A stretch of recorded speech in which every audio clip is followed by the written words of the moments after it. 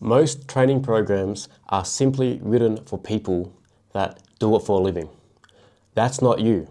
You just want something to add into your lifestyle and get those health benefits.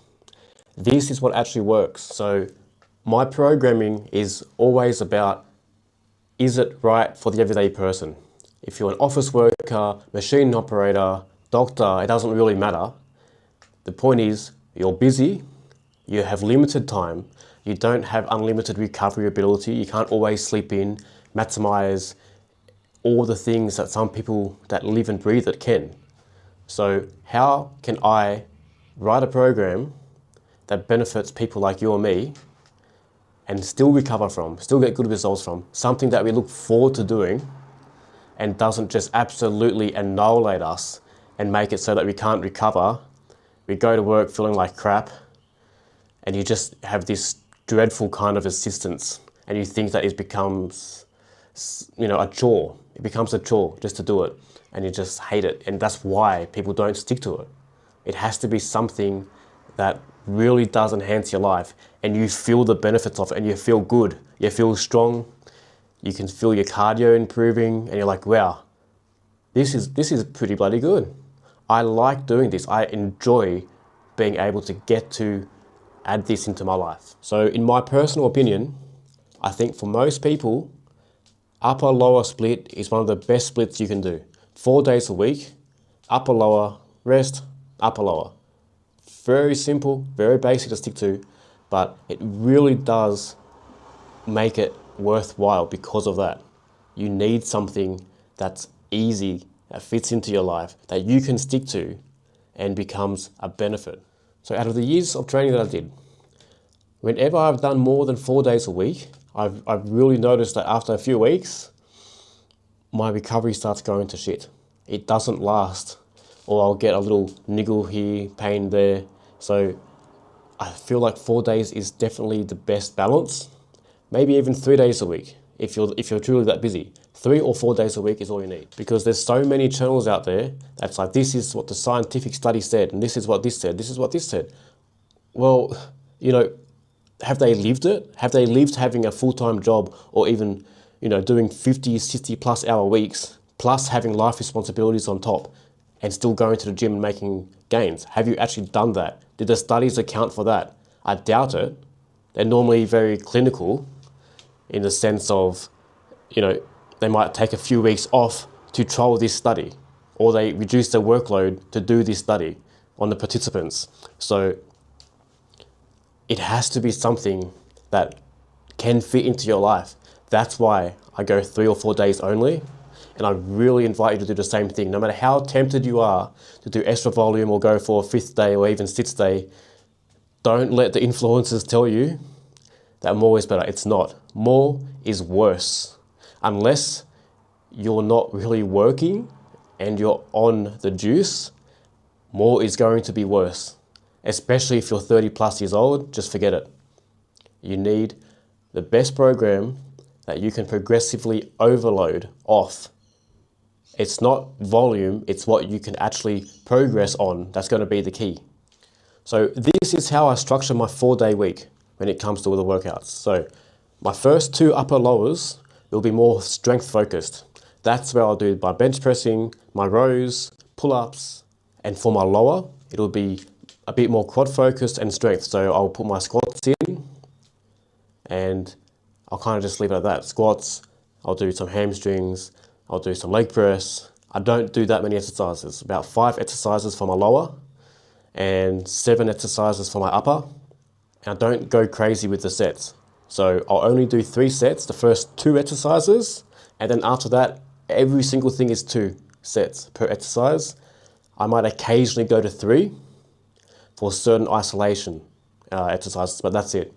Don't go in thinking that you need to do 4+ sets. It most likely just means you're not pushing yourself hard enough, your intensity is too low, that's why you're still reaching for more sets. Because believe me, I can destroy myself in 2, and you don't need much more than that. And then my last 2 upper-lower days of the week is going to be more hypertrophy focused. So I'll stick to a bit more machines.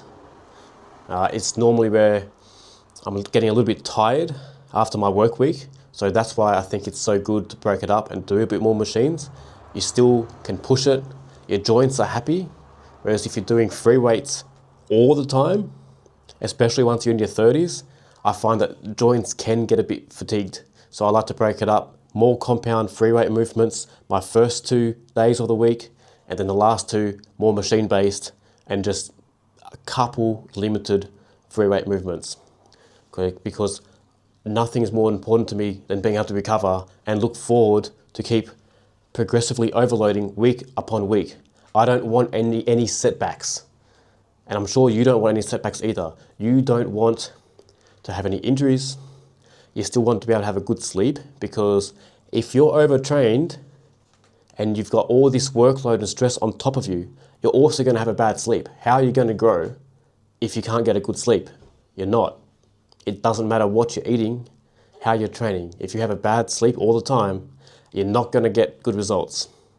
Your body's just going to be in pain. So when it comes to knowing when to progress your weights for certain exercises, right? I used to always jump the weight up too quickly, and I would plateau just as quickly within 2 weeks. So that'd be it. And then maybe even the 3rd week, I'd start regressing a little bit. I'm like, man, why am I stuck? Well, you know why? Because you have to earn that weight. You're not earning it. So what I mean by that is, I use the double progression method. So if you're doing, say, 3 sets of 8, let's just say for squats, right? You're doing 3 sets of 8. You got to get 8 repetitions at that same weight, all 3 sets, before you progress. So it might mean the first set, you're kind of not going all out. The second set, you're almost going all out. And the 3rd set would be pretty much at your limit to get those 8 repetitions. And if you can't yet get 8 repetitions in that final set, you have not earned the right to go up in weight yet. You need to be able to get all those reps in all those sets before you earn the right to go up. And when you go up, you don't go up by much. 2.5 to 5 kilos for legs, and I would say about 2.5 kilos for any upper kind of movements. And also just make sure that your form is still there. A lot of people will add the weight, they'll do the double progression method, for example, and they'll be like, wow, I'm getting stronger, I'm doing good. But they keep reducing their range of motion. So that's why it's so good to film yourself. You can actually catch yourself out. Are you bullshitting yourself or not? Go back and have a look. If your form is still the same, your tempo is still the same, but your repetitions are going up, or the repetitions are the same and your weight is going up, congratulations, you're progressing, you're adding muscle. Now, lagging body parts. Don't overthink it. When it comes to a lagging body part, you know, your legs are, for example, if they're like mine, my legs are definitely weaker than my upper body because I've had multiple injuries on my legs, unfortunately. However, that's why I make it a priority to really train my legs when I'm at my best. I've picked the exercises that agree with me, and I really focus, every single repetition, I really focus on maximizing the form, maximizing my intensity. If you need to do your leg day before you do your upper body day to do that, then do it. You've got to make an effort to prioritize what you lack. But having said that, if you're just starting out, you're going to lack everything. You're going to be imbalanced and you're going to be weak or over. So just start out with a balanced method. Sometimes where you were weak and lacking before can quickly catch up. And if it doesn't, that's where you can go into prioritizing a little bit later on down the track. You can reduce some volume where you are already strong and add a bit more volume and put where you're weak at the top of your list. You do those things first at your workout or whichever days of the week you're freshest. If you need to have a little bit more calories, like another 100, 200 calories on the day for that lagging body part, do that and just have a little bit less on your rest days. You just got to maximize those workouts for where you lack. So how to package it around your lifestyle without it being something that you hate and don't look forward to. So what I do is when it comes to my 2 days off a week, those 2 days that I have off a week is when I do my strength days. That's when I'm going to be freshest and strongest. I train in the morning because that's when I feel good. Having said that, my other 2 upper lower days where I do hypertrophy days, that is after work. I don't have a choice. I'm going to have to do it after work. So what I do is I use the machine-based lifts because that's something that I can still really push because I don't have to stabilize anything after work, right? I'm a little bit tired, no worries. I'll let the machine stabilize the weight for me. I'll just push it. So just think logically here about what would fit your situation.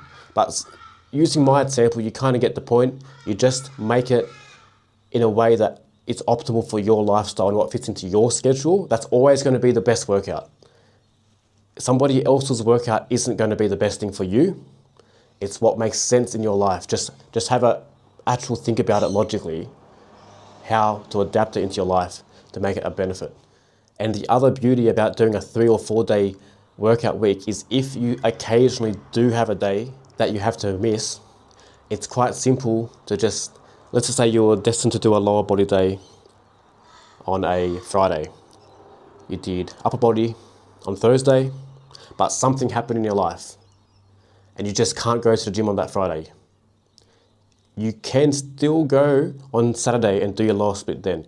It kind of gives you the option to at least change one of those days a week when life isn't flexible, and you can still maximize your lifts, your results, everything like that. You don't have to feel bad about it as though you've missed a workout that week. You can just do it the day after.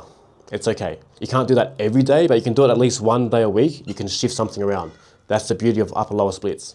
So if any of this helped you, let me know in the comments below. Let me know what you need help with. And always feel free to reach out for advice. Ask anything you want in the comments. I'm more than happy to always help you.